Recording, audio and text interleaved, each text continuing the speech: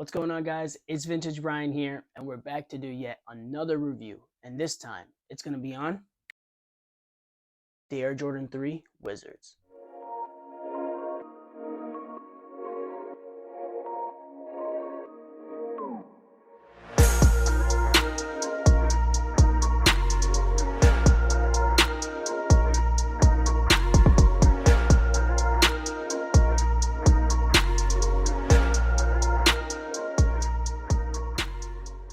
Okay, now let's talk about what's going on with this release. Back in 2001, Michael Jordan actually started off his NBA season as a Washington Wizard. That year also featured the iconic release of the Air Jordan 3 True Blue, and Michael Jordan took the popularity of that shoe and opted to take all of the red off of that shoe and replace it with a metallic copper color. Now, after making these subtle changes, Jordan was actually spotted wearing this shoe a few times that season, but never actually got the shoe released to the public. That is until now in 2023. Now, the Air Jordan 3 Wizard dropped Saturday, April 29th for a retail price of $210. Now, if you go ahead and visit some of your local retailers in the next few days, you still may be able to cop this pair for retail price in your size.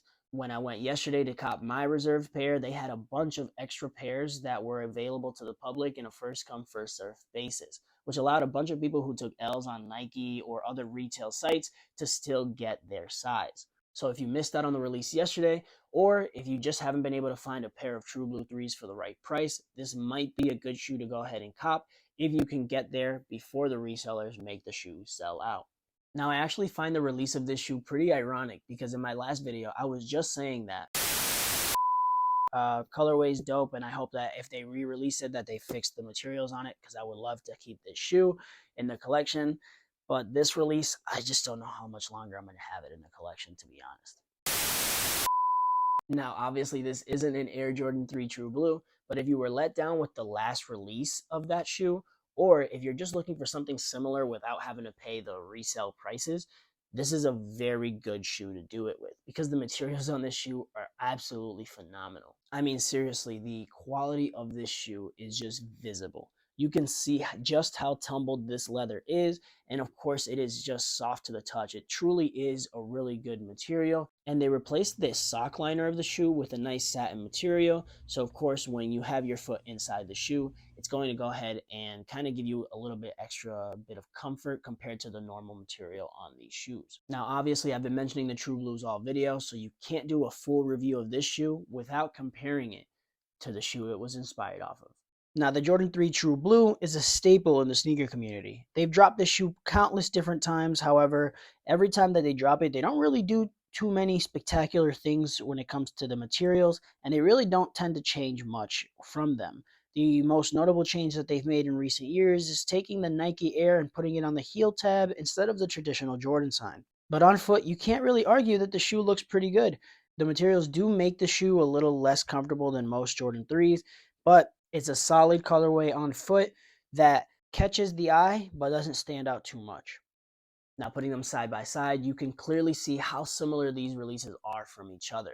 But there are a few differences that really make me excited to have this shoe in the collection. Starting with, of course, the leather quality. Putting them side by side, I hope the camera can really do it justice, but this tumbled leather truly is so much better than what they have on the True Blue release. Just when you go ahead and put your finger on them, you can see just how much more it spreads out on the Wizards versus the True Blues, which of course is going to make the shoe more flexible, more comfortable for you to go ahead and wear. Now, making your way up the shoe, you can go ahead and see that they replaced the red hoops on the True Blue with the copper color and the Jordan sign on the tongue as well. Now, speaking of the tongues, they did go ahead and give this release the slim tongue treatment. They've been doing this on a couple of the Air Jordan 3s recently, and I do think that this is going to make the shoe just a little less comfortable. It's going to be touching like the front part of your like ankle, and I think that the fact that they rounded out the leather past the tongue here compared to this release, it's going to make it a little bit more uncomfortable for you. So I think that's the only thing that I wish they had done. Not so much as far as make the tongue thicker, but just kind of put this material that's on the back of the tongue a little bit more closer to the edge of the tongue here. Now, when you go ahead and turn the shoe around, you do have your Jordan sign on the Wizards, whereas you did have the Nike Air on the heel tab of the True Blues. Now, this shoe is 20 years old. Whether or not it's the first release that it's gotten, I do think it could have been all right if they put the Nike Air on this pair. Now, that's just my personal opinion.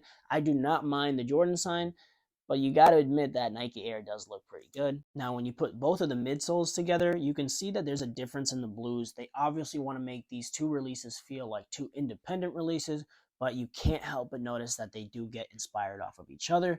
Now, the True Blue that I have is, older and has been worn, so, some of the gray and some of the discoloration that comes with the age of the shoe does show. But all in all, if you don't have the True Blue, the Wizards really do work as a good replacement for that shoe. And then the last difference that you really can notice on the shoe is that, of course, they changed the bottoms to match the colors that are on the rest of the shoe. So you have the red on the True Blue and the copper on the Wizards.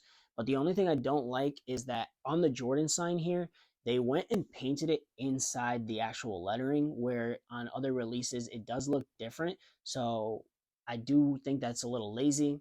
I wish they had done it. I mean, I know it's on the bottom of the shoe, but I do wish that they had kept the outline of the Jordan and then not had it painted inside the shoe. I do think that it would have been a better look, but again, it is on the bottom of the shoe, so it's not the world's biggest thing. Personally, I think that the gold slash metallic color on the Wizards makes the shoe a little bit easier to wear. I wear a lot of gold watches and jewelry, so I think that this will complement what I typically wear on a daily basis more than the red on the True Blue. Now, these on foot are just absolutely stunning. You can never go wrong with wearing Air Jordan 3s, and I love the True Blue colorway when I wear them with certain outfits. So with these being more comfortable, they're definitely going to be a go-to in my sneaker collection. Now, taking all of these things into account, if I had to give this shoe a rating, I would probably give it a 9.5 out of 10. I personally just think that this release is solid when it comes to the materials. I love this colorway, but I think that this shoe just emphasizes all the different changes that I wish they had done with this release. So even though I have a couple of gripes with this shoe, I really do think 9.5 is the proper rating for this shoe. But guys, this has been my review of the Air Jordan 3 Wizard. Let me know down below in the comments what you think of this shoe. Did you cop it for yourself? And do you prefer this release or the Air Jordan 3 True Blue? This is Vintage Brian, and I'll catch you on the next video.